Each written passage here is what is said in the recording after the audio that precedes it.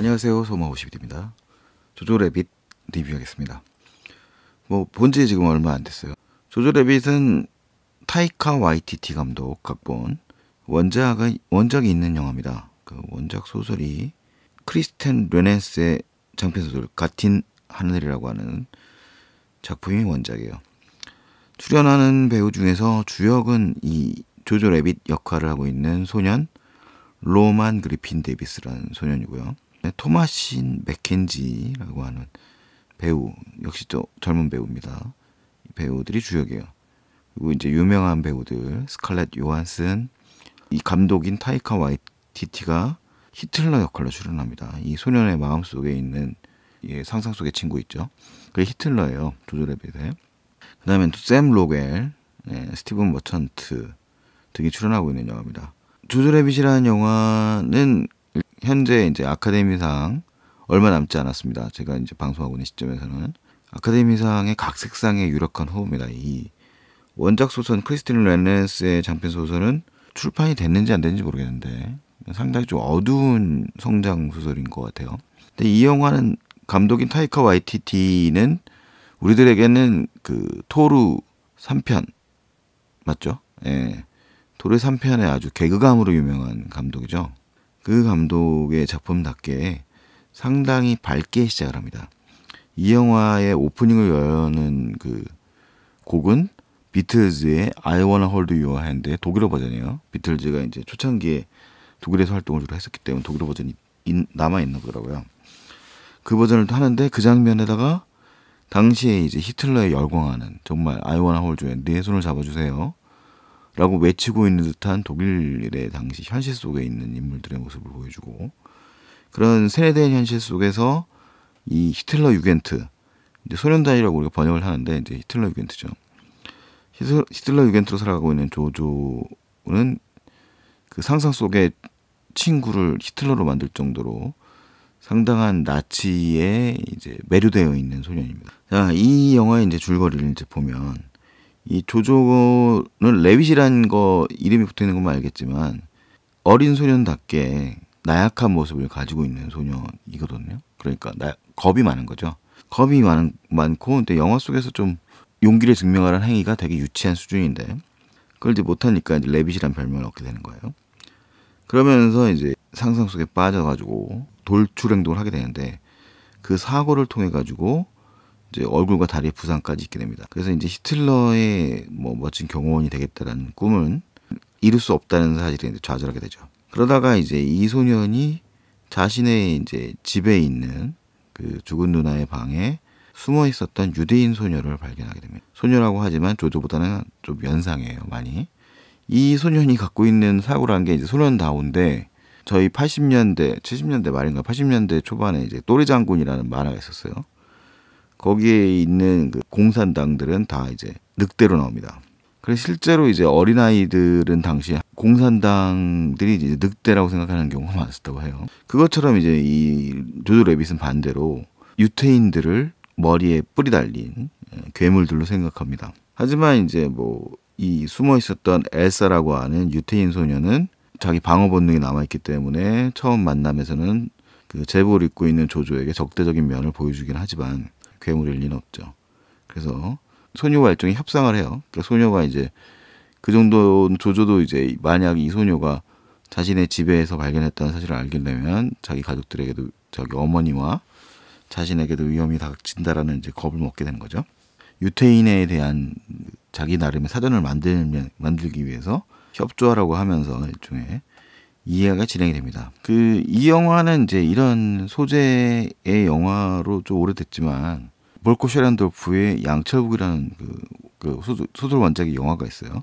양철북 같은 설정이죠. 근데 그 영화에 비하면 상당히 정감 있는 영화입니다. 이게 만약에 이 소설이 원작자가 어느 나라 사람인지 모르겠지만 독일에서 이 영화를 만들었다면 그렇게 정감 있는 표현을 할 수가 없을 거예요. 역사적인 자기에 대한 이야기들을 할 때는 좀 더 신랄한 이야기들이 나왔겠죠.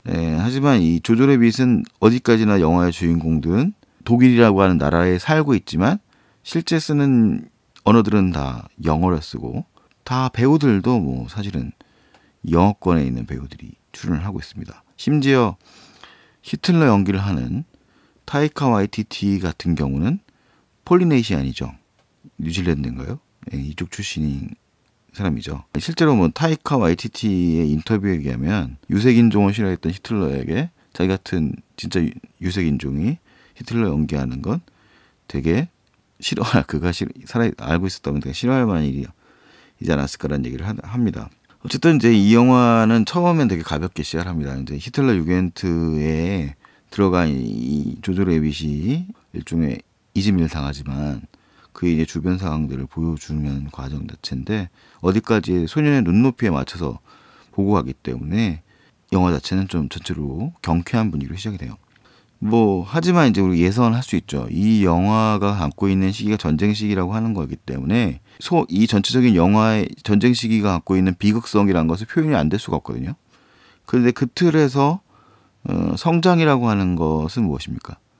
이 조조 레빗이라고 하는 소년은 늘 끈을 잘 매지 못하는 아직은 이제 미숙한 소년입니다. 그 미숙한 소년에게 신발의 끈을 매어주는 누군가가 있을 것이고 아직까지는 이제 전쟁이라든가 정치라든가 이런 데에 관심 있는 아직은 너무 조숙한 소재에 빠져 있는 소녀는 유대인 소녀 누나를 만나게 되면서 사랑의 감정이란 것도 생겨날 것이고 그런 모습들이 이제 이 영화 속에서 담겨져 있습니다. 그래서 영화는 전체적으로 직접적으로 이특세전의 역사와 상관이 없는 사람들이 봤을 때 좀 더 편안하게 볼 수 있어요. 이게 뭐 그 비슷한 논란이 그 과거에 인생 아름다워라는 영화에서도 있었는데 그 영화의 모습들을 너무 이렇게 뭐 희극과 희화한 거 아니냐라는 이야기들은 이 실제 역사를 겪었던 사람들 사이에는 항상 일어나는 거거든요.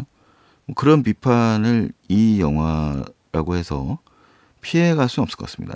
무거운 주제잖아요. 워낙 그 히틀러와 나치, 그다음에 홀로코스트 등의 주제는 늘 무거운 주제인데 이 영화를 제작한 감독 각본을 한 사람은 정작 폴리네시안이고 그 영화에 출연한 대부분의 배우들도 영어권 배우들이기 때문에 그 주제가 좀 희석화되는 대신에 좀 부담이 없는 경향은 분명히 생겨납니다.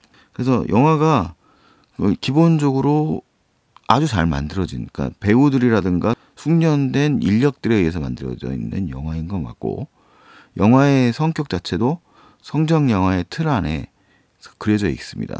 성장이라고 하는 것은 즉 상실이라든가 고통을 겪게 되는 과정이죠. 이 소년도 마냥 어린이로만 살 수는 없으니까 어린이의 성장은 그 모순적 상황들인 전쟁이라는 시기와 결부되면서 형성이 되는 것이기 때문에 당연히 상실이라든가 여러 가지 이제 비극적인 일들이 일어나지 않을 리가 없죠. 실제로 영화 속에서 소년의 집은 게슈타프의 수색을 당하기도 하는 위기를 겪기도 하고 그다음에 전쟁 말기에 전투 장면의 모습을 담고 있기도 합니다. 그래서 이 영화는 전적으로 이제 곳곳에 그 풍자적 요소들, 되게 어리석은 것에 열광했었던 나치 시대의 독일의 풍경들, 그 속에서 또 인간적인 면모를 갖거나 심지어 뭐 레지스탕스 비슷한 활동들을 했었던 독일인들의 모습을 조금씩 묘사하기도 있어서 어떻게 보면 이 나치라든가 이런 문제들에 대해서 관심 없는 분들이 시대적인 느낌들을 더 이해할 수 있도록 하는 데는 더 효과적일 수도 있다는 생각이 들어요. 영화가 너무 무거우면 접근하기가 좀 어렵다는 문제가 있죠. 근데 이 영화는 무겁지는 않거든요.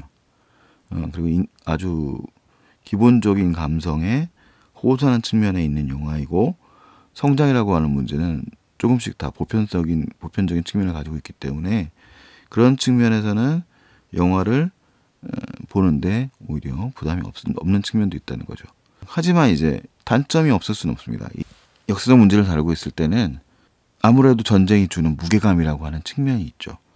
그 무게감이라고 하는 측면들을 제대로 그리고 있느냐의 문제는 좀 별도의 문제입니다. 조조 레빗은 그런 깊이감은 아무래도 떨어질 수밖에 없는 영화라는 겁니다. 하지만 뭐 장점으로서의 편안함과 이해 정도는 있기 때문에 영화를 볼 때는 그런 점을 감안해서 보시면 좋을 것 같아요. 이 영화에 출연한 배우들 일단 소년 역할을 하고 있는 이 조조 역할을 하고 있는 로만 그리핀 데이빗은 데뷔작일 건데요. 뭐 상당히 천연덕스러운 자연스러운 연기를 보여주고 어린이다운, 그래서 되게 사랑스러움을 담고 있는 소년의 모습을 잘 그리고 있습니다. 이 영화를 통해서 아카데미 조연상 후보에 오르기도 한 스칼렛 요한슨은 되게 멋있는 여성으로 그려져요. 자기 나름의 주체성을 가지고 이해력도 있고 유머 감각도 갖춘 멋진 어머니의 역할을 합니다. 항상 인상적인 연기를 펼치는 샘 노겔은 비중이 아주 높지는 않지만 아버지가 부재한 조조의 어떻게 보면 그래도 인간적인 면모를 갖추고 있는 나치 장교이긴 하지만 그런 인물을 표현합니다. 타이카 와이티티는 그 예의 그 과장된 표현력, 그 다음에 이제 히틀러를 연상시킨 대사 톤 등을 이유지하면서 영화의 풍자적 요소를 많이 강조하는 역할을 잘 담당하고 있고요. 그래서 영화 자체가 배우들의 연기는 뭐 아주 훌륭합니다.